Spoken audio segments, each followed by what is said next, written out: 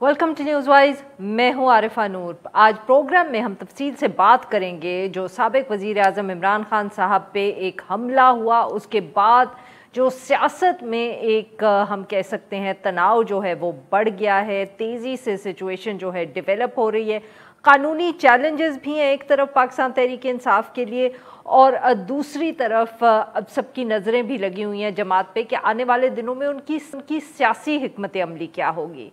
गुज़िश्ता रोज़ वज़ीराबाद से जब पाकिस्तान तहरीक इंसाफ की रैली लॉन्ग मार्च गुज़र रहा था तो वहाँ फायरिंग का वाक़या पेश आया।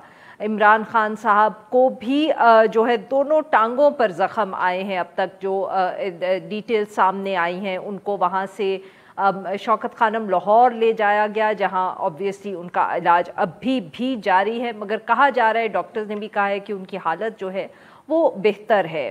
अब उनके साथ साथ 13 और जो पार्टी लीडर्स हैं और लोग वो ज़ख्मी हुए। एक शख्स मुअज़्ज़म गोंदल साहब जो हैं वो फायरिंग से हलाक भी हुए।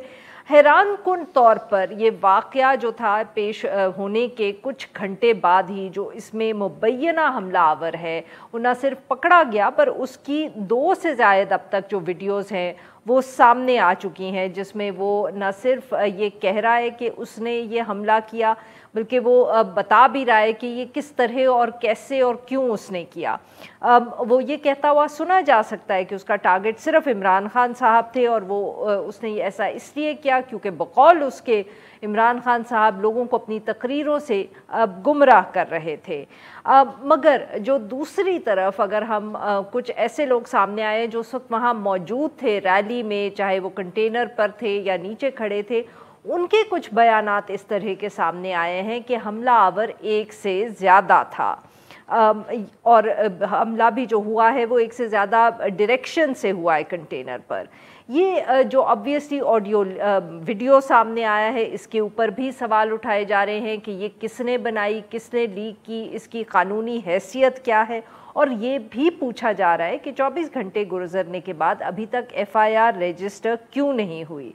असद उमर साहब ने गुज़िश्ता रात हस्पताल में इमरान खान से मुलाकात करने के बाद ही बयान दिया था, जिसमें उन्होंने इमरान खान साहब की तरफ से ये कहा कि ये जो FIR होगी इसके अंदर इमरान खान साहब जो हैं वो लोगों को नॉमिनेट करना चाहते हैं, जिसमें वज़ीर आज़म शहबाज शरीफ साहब भी हैं, वज़ीर दाखिला सनाउल्लाह साहब भी, और एक अब सीनियर ऑफिसर भी। इस हवाले से इस वक्त भी कहा जा रहा है कि इमरान खान साहब की जो एक अहम इजलास था पाकिस्तान तहरीक इंसाफ के साथ वो भी हुआ है, और इस वक्त भी मुशावरत जारी है कि FIR में किसका नाम होना चाहिए या नहीं। दूसरी तरफ हुकूमत का अगर जिक्र करें तो उनकी तरफ से भी एक से ज़्यादा प्रेस कॉन्फ्रेंस हुई है। वज़ीर दाखिला राना सनाउल्लाह साहब ने इस वाक़े को मजहबी रंग दिया है और पाकिस्तान तहरीक इंसाफ की क़यादत को ख़बरदार किया है कि उन्हें मोहतात रहने की ज़रूरत है। इस सारी सूरत हाल पे गुफ्तगू करने के लिए आज हमारे साथ मौजूद हैं, हमारे साथ सीनियर भी हैं मुजाहिद बरेलवी साहब, एंकर पर्सन है, शो भी होस्ट करते हो। मगर पहले हम बात करेंगे शेख रशीद अहमद साहब से, वो भी हमारे साथ मौजूद हैं, साबिक वज़ीर दाखिला। Welcome to the show Sheikh साहब। सर बताइएगा, बहुत अहम इजलास हुआ है, खान साहब हस्पताल में थे, वहीं इजलास हुआ, कुछ सर फैसले किए गए, और बताइएगा खान साहब का की तबीयत भी कैसी है, और वैसे भी इजलास में मूड कैसा रहा, पार्टी अब क्या सोच रही है? देखें, इजलास का फैसला तो अभी थोड़ी देर बाद वो बता देंगे सारी कौम को।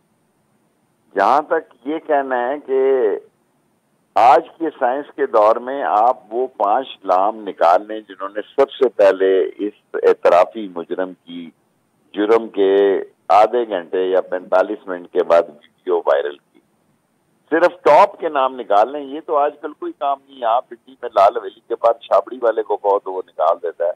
अभी एक फोन मुझे आ रहा था ऐसा वैसा, तो मैंने नीचे किसी को कहा तो उसने निकाल दिया जी ये शनाख्ती कार्ड है इसका। तो लोगों के पास आम शऊर और फहम इतना ज्यादा आ गया है। जब बेनजीर शहीद हुई तो मैं उसके कुछ फासले पर ही जलसा कर रहा था। ये लाल हवेली मेरी से अगले चौक, कॉलेज रोड चौक में शहीद हुई, जब तो मैं उसके अगले चौक में कर रहा था। जो एक हमला आवर था उसको दूसरे हमला आवर का नहीं पता था और दूसरे को तीसरे का नहीं पता था। ये मुल्क अपनी سیاسی زندگی کے سنگین ترین بحران سے گزر رہا ہے، اور یہ نومبر بڑا بھاری بھرکم مہینہ ہے. اور حکومت کتنی نیک نام ہے، یا حکومت کی کتنا ہی شعرا آفاق ہے کہ آئی ایم ایف کو بھی مؤخر کرنا پڑا کل کا اجلاس، اور ساری دنیا میں بھکاریوں کو کچھ نہیں ملا، خیرات بھی نہیں ملی، امداد بھی نہیں ملی، اور اعانت بھی نہیں ہوئی، اور دعاؤں کے ساتھ بھی رخصت نہیں کیا. انہوں نے کہا ٹھیک ہے بھائی، فوٹو سیشن ہو گیا، اب آپ تشریف لے جا سکتے ہیں 24 گھنٹوں میں. اور جو ان کے ساتھ لوگ تھے ان سے پوچھا جا سکتا ہے کہ کیسے دورے ہوئے. اصل بات کی طرف آتے ہیں. اصل بات یہ ہے کہ پاکستان میں جو رجیم چینج ہوئی اس میں جو بولی کا ریٹ گیا وہ 20 سے 25 کروڑ روپے گیا، اور جو 2 ووٹوں کی اکثریت سے بین الاقوامی شہرت یافتہ منی لانڈر حکومت جو بنائی گئی وہ کچھ ڈیلیور نہیں کر پڑی. اور عمران خان خود کہتے ہیں کہ جو تودہ ہمارے اوپر گرنے والا تھا وہ ان سے گر گیا. اب جو مین مسئلہ ہے کہ غیر مقبولیت کی یہ انتہا ہے کہ ان کا چہرہ کسی چینل پہ نظر آتا ہے تو لوگ چینل بدل دیتے ہیں. آج کے سائنس کے دور میں ان کے چہرے سے پہلے کی اس چینل کی ریٹنگ دیکھیں، اور جب آپ یہ دیکھیں گے کہ جتنے لوگوں نے اتنی محنت کی ہے ان چہروں پہ، سارے ان کا ساتھ چھوڑ دیں گے، انہی 4-5 دنوں میں چھوڑ دیں گے، 10 تاریخ تک چھوڑ دیں گے. وہ سارے چینل جو ان کو دکھانے کے لیے بڑے ہماتن مصروف تھے اور جوش اور جذبے سے مصروف تھے، وہ آپ کو فراری ملیں گے. کیونکہ اگر چینلز کے نام ہی گم ہو جائیں گے اور چینلز پہ پیچھے عوام کی مقبولیت اور حمایت ایسے ہی ختم ہو جائے گی جیسے موجودہ حکومت کے خلاف ہوئی ہے، اور وہ نتھی ہو جائیں گے حکومت کے ساتھ، تو ان کا سارا فیوچر حکومت کا تو تباہ ہوا ہی ہوا ہے. وہ تو کانسٹیٹیوشن ایوینیو میں دفن ہوئے ہیں اور اسلام آباد میں نئی جیل بنا رہے ہیں ان کا بھی، اور 27 کلومیٹر کی جو یہ کنٹینر جیل بنا رہے ہیں. ابھی جو عمران خان اگر شام تک فیصلہ سنا دیتے ہیں تو یہ حکومت جو ہے، یہ سوال ہی پیدا نہیں ہو سکتا کہ ان حالات اور واقعات، آپ ان کے بیانیے 2 ہی بندوں کے بیانیے چل رہے ہیں سرکاری معاملات میں. ایک وہ جو اعترافی قاتل ہے، دوسروں کو تو ابھی پکڑنے کے لیے پولیس گئی ہوئی ہے. باقی جو 2 لوگ ہیں ان کے گھروں میں گئی ہوئی ہے، سیال کوٹ گئی ہے، رائے گنج گئی ہے، اور یہ وہیں سے پکڑ کے یہ گجرات کے تھانے میں لے گئے ہیں. حالات خراب ہیں. میں مختصراً یہ کہہ رہا ہوں کہ حالات انتہائی خراب ہیں، گراؤنڈ ریالٹی انتہائی پریشان کن ہے، اور ملک کی معاف کرے گا آپ کی بات معیشت چل رہی ہے، نہ سیاست چل رہی ہے. سر یہ بھی کچھ اطلاعات آ رہی ہیں کہ شاید کوئی ایف آئی آر میں جو نامنیٹ کرنے ہیں اس کے اوپر اتفاق نہیں ہو رہا، اس لیے خان صاحب کا جو ایڈریس ہونا تھا، جو تقریر انہوں نے عوام سے کرنی ہے، وہ بھی تاخیر کا شکار ہوئی ہے.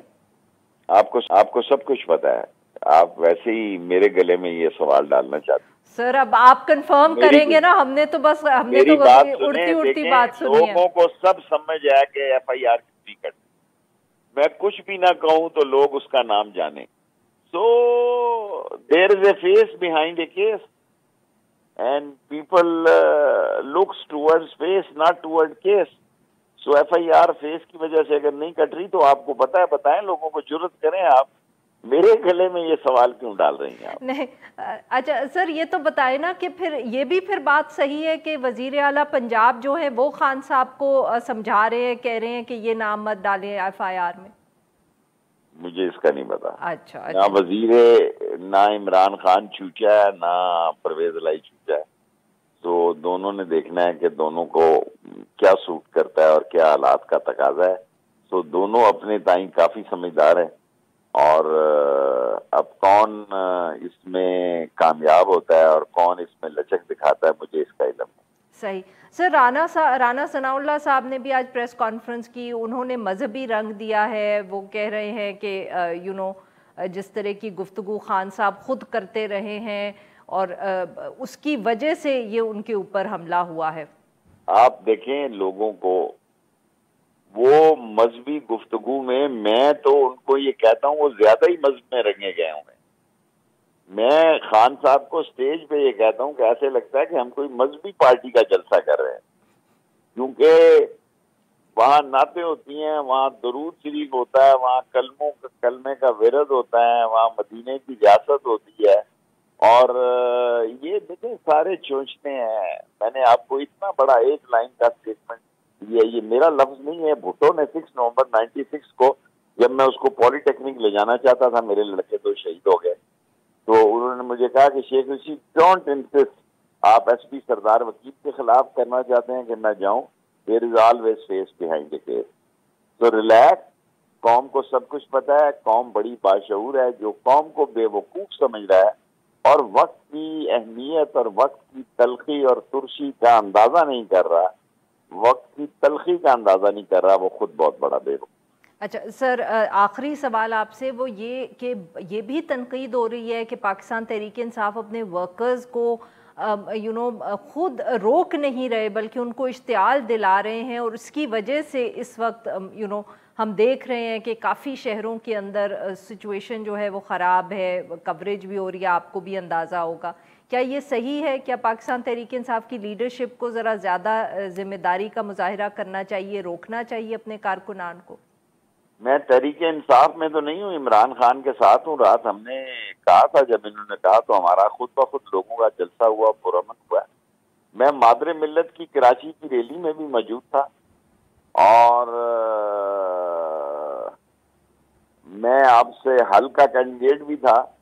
لیکن جو میں نے لاہور میں 2 دن عمران خان کے ٹرک پہ رہا ہوں، اس کے کنٹینر پہ رہا ہوں، یہ ایک نوجوانوں کی ابھرتی ہوئی پارٹی ہے. مجھے کوئی بزرگ دکھائی نہیں دیا. میں نے 3 سگار ختم کیے ہیں ایک ٹائم پہ، کہ میں دیکھوں کہ یہ پارٹی کی جو پی ٹی آئی اور عمران خان کے ساتھ یہ نوجوانوں کا ایک سمندر ہے. جی میں سمجھتا ہوں کہ ان کو روکنا چاہیے، امن ہونا چاہیے، پیس ہونا چاہیے. امن اور پیس اور شانتی اور آئین اور قانون سے ہی عمران خان کی فتح ہوگی، ورنہ یہ حادثات کانسٹیٹیوشن ہے بھی نہیں ہوا.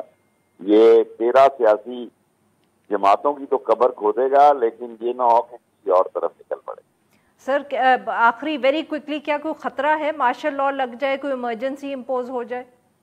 میرا نہیں خیال. ماشاء اللہ کا مشرف کا ایک وقت میں وزیر تھا تو میں نے کہا تھا کہ اٹس ایمرجنسی پلس. میں نہ ایمرجنسی پلس دیکھ رہا ہوں، نہ میں ماشاء اللہ دیکھ رہا ہوں. نومبر کو اہم دیکھ رہا ہوں. نومبر کے 30 نومبر تک فیصلے ہو جائیں گے، آ جائیں گے، اور خدا کرے ہمیں دعا کرنی چاہیے. اور سر آپ کو الیکشن مل جائے گا جلدی جو آپ مانگ رہے ہیں؟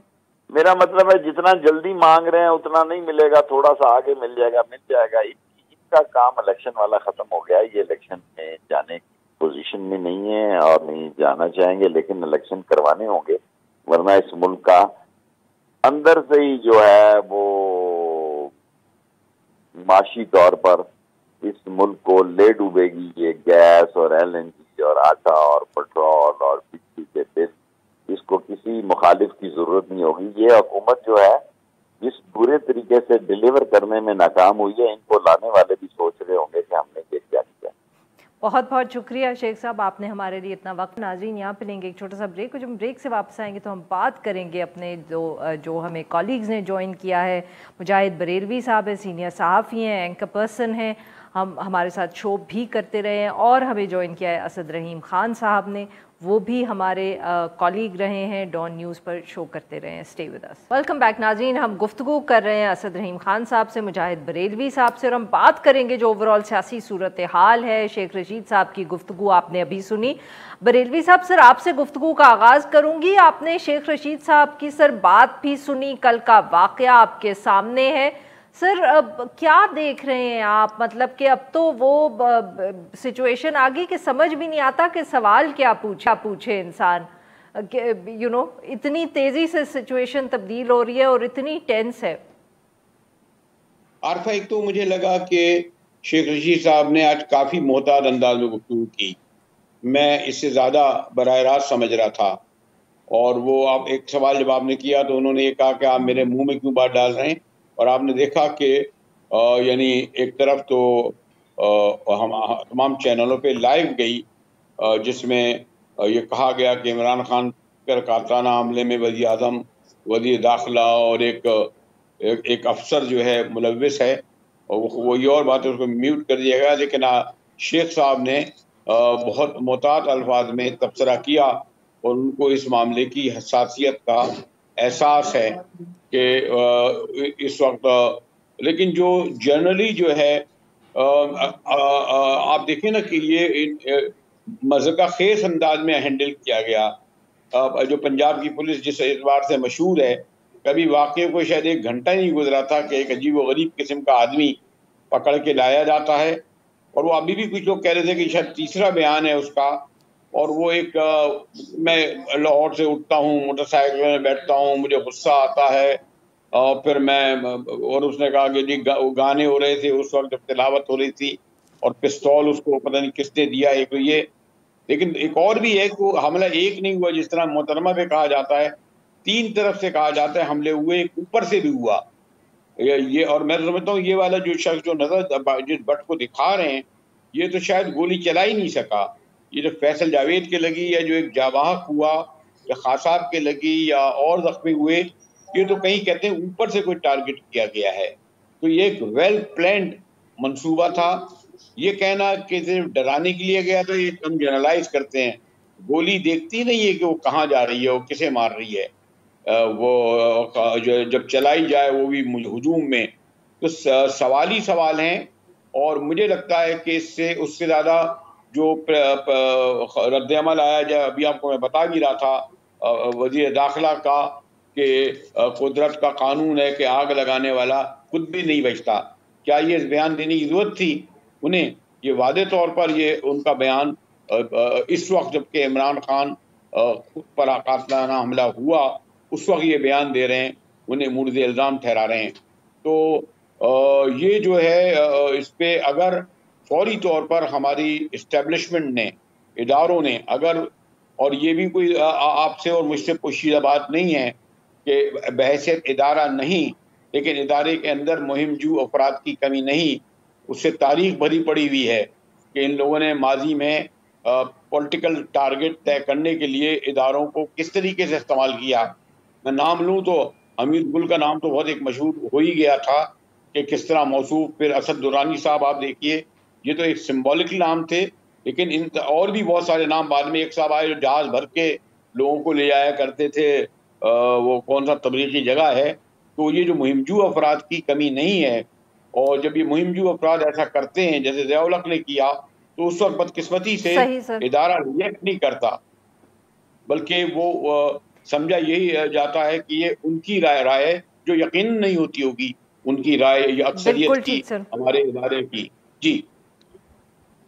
جی اسد صاحب, آبویسلی جو سیاسی پہلو ہے اس کا, اس پہ تو بات ہوگی صحیح, پر سر یہ قانونی پہلو پر بھی بات ہو رہی ہے. لوگ کہہ رہے ہیں کہ ایف آئی آر تو تب تک رجسٹر نہیں ہوتی جب تک میڈیکل لیگل ایگزامینیشن نہیں ہوگا خان صاحب کا. وہ شوکت خانم میں ہو نہیں سکتا, وہ دوسرے ہسپتال سے لوگ آئے ہیں جناح ہسپتال سے غالباً کرنے کے لیے. تو سر کیا آپ کے خیال میں یہ بھی وجہ ہو سکتی ہے تاخیر کی؟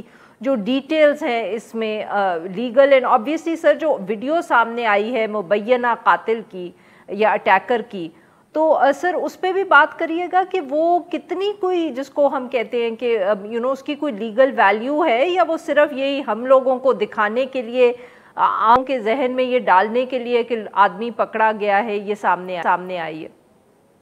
جی بہت شکریہ عارفہ صاحبہ. میڈیکل رپورٹس کو ایک تکنیکی کے طور پہ استعمال کرنا اور کہنا کہ پولیس کی رپورٹ یا ایف آئی آر درج نہیں کرائی جا سکتی, میں سمجھتا ہوں ایک ٹیکنیکلٹی کے پیچھے چھپنا ہے. اور جہاں تک اس شخص کی جو ویڈیو تھی اس قاتلانہ حملے کے بعد جو سرکولیٹ ہونا شروع ہوئی تھی, وہ ہمارا جو قانونی نظام ہے اس میں سیکشن 164 ہے کوڈ آف کرمنل پروسیجر, جو کہ بالکل واضح ہے کہ جب تک آپ اس طرح کا اعتراف کسی میجسٹریٹ کے سامنے نہیں کرتے تو اس کی کوئی قانونی حیثیت نہیں ہوتی, اور نہ تو وہ کوئی شہادت کی حیثیت رکھتا ہے. ایک یہ بات. دوسری بات, جو میجسٹریٹ صاحب ہیں ان کو خود کچھ نہ کچھ عناصر پورے کرنے ہوتے ہیں. جو آدمی اعتراف کر رہا ہوتا ہے اس سے پوچھنا ہوتا ہے کہ کیا آپ جانتے ہیں کہ یہ جو کنفیشن ہے یہ آپ کے خلاف بطور شہادت استعمال کی جا سکتی ہے؟ یہ جو آپ کر رہے ہیں کیا آپ اپنے وولیشن سے کر رہے ہیں, زبردستی تو نہیں کر رہے؟ اور پھر اس کے بعد وہی میجسٹریٹ صاحب پھر ایک میمورینڈم پر دستخط کرتے ہیں اس کنفیشن کے ختم ہوتے ساتھ ہی. تو آپ نے دیکھا کہ اس ویڈیو میں تو اس طرح کے کوئی عناصر دیکھنے کو نہیں ملے، اور اس سے جو جڑی ہوئی باتیں وہ یہ ہے کہ حکومت پنجاب نے پہلے سے ہی اس پر اب ایک انکوائری آتھرائز کر دی ہے تاکہ اس بات کی تہہ تک پہنچا جائے کہ جب اس طرح کی تفتیش کا صحیح طرح سے آغاز بھی نہیں ہوا تو جب آپ اس طرح کی ویڈیو سرکولیٹ کرتے ہیں تو وہ نہ صرف تفتیش کو نقصان پہنچاتی ہے لیکن ساتھ میں بہت زیادہ گہرے سوالیہ نشان بھی اٹھاتی ہے کہ کیا آپ کسی بیانیے کو درست کرنے کی کوشش کر رہے ہیں، کیا جو اس باقی تمام فوٹیج سے واضح ہے اور اب دن بدن زیادہ نمایاں ہوتا جا رہا ہے، کیا آپ جو ملٹیپل شوٹرز کی بات ہے اس سے اس چیز کو فرسٹریٹ کرنے کی کوشش کر رہے ہیں، اس کو کم ترجیح دینا چاہ رہے ہیں؟ تو یہ تمام نکات اٹھائے جاتے ہیں اور امید کرنی چاہیے کہ حکومت پنجاب کی جو بھی تفتیش ہوگی وہ آگے بڑھے گی اور کچھ لوگوں کو قصوروار ٹھہرائے گی۔ بالکل صحیح جی۔ ناظرین یہاں پہ لیتے ہیں ہم ایک چھوٹا سا بریک، جب واپس آئیں گے ہم اپنے مہمانوں سے گفتگو جاری رکھیں گے۔ Stay with us. Welcome back ناظرین، ہم گفتگو کر رہے ہیں مجاہد بریلوی صاحب سے اور اسد رحیم خان صاحب سے، اور ہم بات کریں جو اس وقت اوورال سیاسی صورتحال ہے۔ بریلوی صاحب، سر آبویسلی خان صاحب اس وقت اپنی تقریر کر رہے ہیں جیسے جس وقت ہم گفتگو کر رہے ہیں، پر سر اب یہی بات کہ لانگ مارچ تو obviously for the time being تو مؤخر کرنا پڑے گا، کیونکہ وہ تو اس وقت نہیں لگ رہا کہ کسی ایسی سچویشن میں ہے کہ تھوڑے عرصے بعد وہ پھر کنٹینر پہ چڑھیں گے۔ پر آپ کو لگتا ہے کہ یہ جو واقعہ ہوا ہے اس کے بعد حکومت کوئی کوشش کرے گی، پاکستان تحریک انصاف کی طرف سے بھی بڑا دل دکھایا جائے گا، کوئی گفتگو ہو گئی، کوئی مسئلے کا حل جو ہے ہم سڑکوں کی بجائے میٹنگز میں ہمیں مل جائے گا؟ کہ لانگ مارچ تو چلا گیا پس منظر میں، وہ ہو نہ ہو وہ امپورٹنٹ نہیں ہے۔ لانگ مارچ کو جو اس طرح انٹرپٹ ہوا وہ بھی ان کے قاتلانہ حملے پر، تو میں نے کہا نا، میں پھر کہوں گا کہ ہم کسی کے براہ راست ذمہ داری ڈالیں نہ ڈالیں، اور اللہ کا شکر ہے وہ سروائیو بھی کر گئے، سیاسی طور پر یہ بھی ان کے لیے فائدہ مند گیا۔ اب ایک تو ذرا آپ پچھلے 6 ماہ سے دیکھ لیں نا گورنمنٹ کی، یا تو یہ کارکردگی سے خان صاحب کو نیچا دکھاتے، یا پھر یہ ان کا مقابلہ پولیٹیکل گراؤنڈ میں کرتے۔ 36 میں سے 26 الیکشن میں یہ ہار گئے۔ حالیہ الیکشن، ضمنی الیکشن، وہ بھی آپ کے سامنے ہے، وہ بھی فیصل آباد کے ننکانہ صاحب کے ہلکے کورنجی کے اور قرآن کے، اور آپ کو صاف لگ رہا ہے کہ پی ڈی ایم بکھر چکی ہے، اور جو الیکشن ہوئے ہیں ان میں اگر پی این اے بھی ہوتی تو ہمیں امید ہوتی کہ یہ متحد ہو کر خان صاحب کو ہرا دیتے، لیکن سبوں نے الگ الگ الیکشن لڑا، اور اس کے علاوہ کوئی چارہ ہی نہیں ہے۔ اور میرا یہ خیال ہے کہ اس وقت بڑی دور اندیشی سے کام لیتے ہوئے ہماری جو ملٹری اسٹیبلشمنٹ ہے، جس کے بارے میں ہمارا دعویٰ ہے اور ہم جن کا دعویٰ ہے کہ جناب ہم وہ پولیٹیکلی نہیں، سلامتی کے اعتبار سے نہیں، اور سیاسی شعور کے اعتبار سے نہیں، وہ پولیٹیشین سے بہت آگے ہیں، اور شاید یہ بات درست بھی ہو، ان کو وہ کیوں آخر الیکشن کی راہ میں رکاوٹ بن رہے ہیں۔ میں نہیں سمجھتا کہ شریفوں کا کوئی مورل اسٹینڈ درست وہ کریں ثابت کہ ان کا اقتدار میں اس وقت جو موجود ہیں وہ درست ہیں۔ خود آپ دیکھیے نا، 4-5 صوبوں میں ان کی گورنمنٹ ہی نہیں ہے، اسلام آباد کے چاروں طرف راستے کھلے ہیں، کے پی میں گورنمنٹ نہیں، پنجاب میں نہیں، گلگت میں نہیں، کشمیر میں نہیں، سندھ میں اگر آپ کہہ لیں تو کہہ لیں، بلوچستان میں، لیکن ان کی گورنمنٹ ہی کہیں پہ نہیں، خالی صرف اسلام آباد میں گورنمنٹ ہے۔ 75 مشیر لگا دیے ہیں، اور باقاعدہ وہ مستقبل کے فیصلے کر رہے ہیں، کہتے ہوئے کہ ہم 11 ماہ میں الیکشن نہیں کرائیں گے۔ دنیا کا کون سا ایسا ملک ہے کہ سچویشن میں وہ یہ نہ سمجھے کہ اگر وہ ان کے فیصلے اتنے ہی درست ہیں، اگر عمران خان اتنے ہی ثابت ہو چکے ہیں کہ وہ جھوٹے ہیں، مکار ہیں، اور جو الزام لگا رہے ہیں، تو پھر تو آئے سیاسی میدان میں مقابلہ کریں۔ بالکل ٹھیک سر، یہی سوال سر ہم اسد صاحب کے پاس لے کے جاتے ہیں۔ اسد صاحب، یہ آبویسلی پاکستان تحریک انصاف کا تو یہی خیال ہے کہ اب الیکشنز ہو جانے چاہیے، مسئلہ حل ہو جانا چاہیے، پر سر ایک طرف آبویسلی پی ڈی ایم کا بھی ایک موقف ہے، وہ چاہتے ہیں کہ ان کو تھوڑا وقت دیا جائے، اور دوسرا یہ بات کہ سیاسی طور پہ خان صاحب نے اس وقت شاید سب کو ہی ناراض کر دیا ہے یا اپنے آپ سے دور کر دیا ہے؟ پی ڈی ایم تو ایک طرف ہے، بٹ جیسے ملٹری اسٹیبلشمنٹ کا ذکر کیا اسٹیبلشمنٹ کا مجاہد بریلوی صاحب نے، ان کو بھی ناراض کر دیا، تو پھر جب اتنی خود تناؤ اتنا کریٹ کریں گے تو کیسے پھر مسئلے کا حل نکلے گا؟ دیکھیں جی، جہاں تک قانونی اور آئینی ثوابدید ہے، جو حکومت وقت ہے یعنی جو پی ڈی ایم انتظامیہ ہے، وہ 17 اگست 2023 سے ایک دن پہلے تک بھی اگر گھر نہ جائیں تو وہ کچھ قانونی طور پہ نامناسب نہیں کر رہے ہوں گے، تو یہ ان کا رائٹ ہے۔ لیکن اس میں جو زاویہ ہے وہ اور ہے، اور وہ یہ ہے کہ آپ نے مارچ 2022 کے بعد سے صرف ایک تسلسل دیکھا ہے عدم استحکام کا، اور وہ اس وجہ سے ہے کہ جو ملک کی سب سے زیادہ مقبول سیاسی جماعت ہے، بے شک آپ کا جو بھی سیاسی رجحان ہو، وہ فی الحال پاکستان تحریک انصاف ہے، اور پاکستان تحریک انصاف کے ہی سب سے زیادہ اراکین آپ کی قومی اسمبلی میں ہیں۔ آپ ماضی میں دیکھ چکے ہیں کہ جب سب سے زیادہ مقبول سیاسی جماعت کا جو مینڈیٹ ہے اس کا آپ اظہار نہیں ہونے دیتے، اور اس کو آپ ایک زمینی حقیقت میں تبدیل نہیں ہونے دیتے، اور اس کو آپ ایک اکثریت والی حکومت فارم کرنے سے روک دیتے ہیں، اور اس طرح کی نیچرل حرکتیں کرتے ہیں جس طرح ہم دیکھ رہے ہیں پچھلے 6-7 ماہ سے، تو پھر اس طرح کی فرسٹریشن ہوتی ہے، پھر اس طرح کا عدم استحکام ہوتا ہے۔ تو تب حکومت وقت کو سوچنا چاہیے، اور حکومت وقت کے جو حامی ہیں ان کو بھی اب اس چیز کو فیکٹر ان کر لینا چاہیے کہ کب تک ہم یہ کرتے رہیں گے۔ اور جب آپ نے ماضی میں اس میجورٹی مینڈیٹ کو اس طرح اس میں رکاوٹیں ڈالنے کی کوشش کی ہیں تو صرف اور صرف نقصان ہوا ہے۔ اس وجہ سے قانونی اور آئینی زاویے کو سامنے رکھتے ہوئے بھی پی ڈی ایم کو سوچنا چاہیے کہ ہم خود بہت زیادہ با اختیار ہو سکتے ہیں، اور اس سے بہت بہتر ہمارا ایک مینڈیٹ ہو سکتا ہے اگر ہم قوم کے پاس جائیں اور منصفانہ انتخابات میں پوری طور پہ شرکت کریں۔ بہت بہت شکریہ ہمارے مہمانوں کا، انہوں نے ہمارے لیے وقت نکالا۔ ناظرین، آج کے لیے بس اتنا ہی۔ Now we will be back on Monday.